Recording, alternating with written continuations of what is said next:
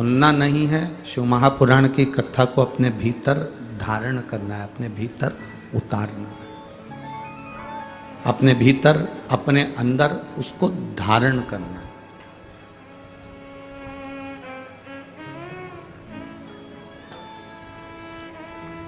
अब धारण करना किसको कहा गया? मतलब कथा सुनकर केवल एक कान से सुनी, एक कान से निकाल दी, एक कान से श्रवण करी, दूसरे कान से निकाल दी। घर पहुंचे, घर के लोगों ने पूछा आप कथा में गए थे, क्या लेकर आए? तो आपके स्मरण में नहीं आया। पर हमने देखा, यह अनुभव किया है, जब से लोगों ने शिव महापुराण की कथा को श्रवण करना प्रारंभ करा तो इन्होंने केवल सुनी नहीं है, इन्होंने केवल श्रवण नहीं करी है, इन्होंने अपने भीतर उतारी भी है, अपने भीतर धारण भी करी है, अपने भीतर धारण भी करी है। केवल उतारना और धारण करना, श्रवण करना, ये अलग अलग प्रसंग है। अपने भीतर उतार कर जो शास्त्रों की रीति है, जो शास्त्रों के क्रम है, जो शास्त्रों में वर्णन किया गया है, उस पर चलना भी है।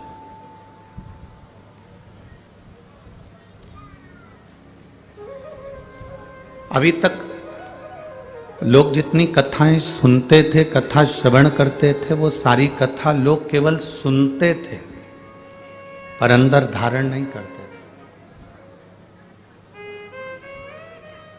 पर शिव महापुराण की कथा वो कथा है जिसको लोगों ने धारण करा और एक लोटा जल ले जाकर शंकर भगवान को समर्पित करना प्रारंभ करा। मतलब अपने भीतर उसको उतारा, अपने भीतर उसको धारण किया, अपने भीतर उसको उतारा।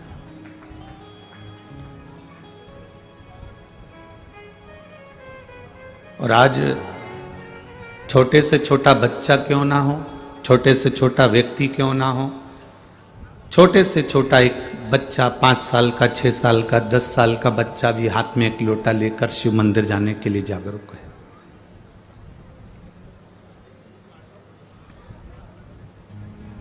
और ये जरूरी है।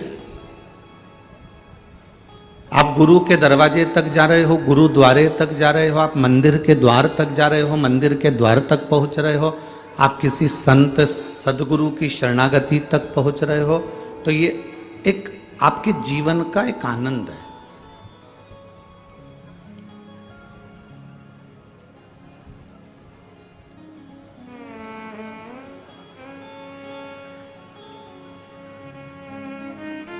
कोई किसी सदगुरु से पूछा कि हम मंदिर जाएंगे तो हमको क्या मिलेगा?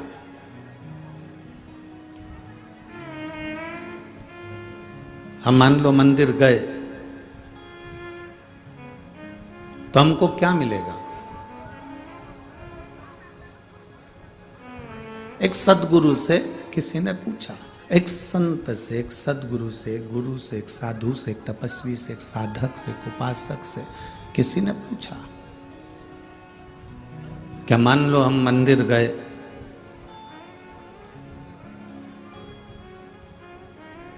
हम गुरुद्वारे तक गए, हम भगवान की चौखट तक गए, हम गुरु की चौखट तक गए, हम मंदिर, देवालय, शिवालय तक गए, तो हमको क्या मिलेगा?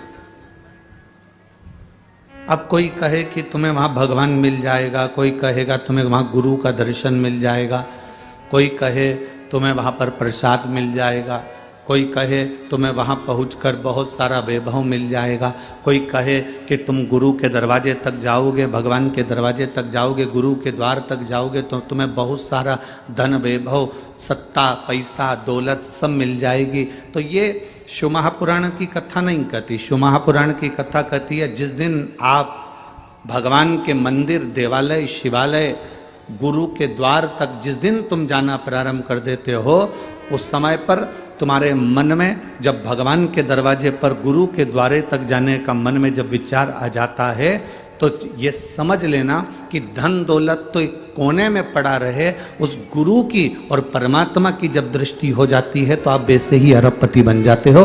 करोड़पति की तो बात ही दूसरी।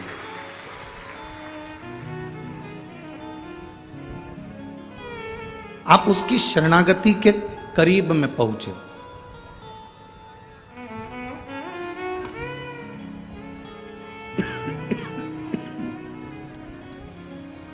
आप उसके नजदीक पहुंचे हो, आप उसके करीब पहुंचे हो।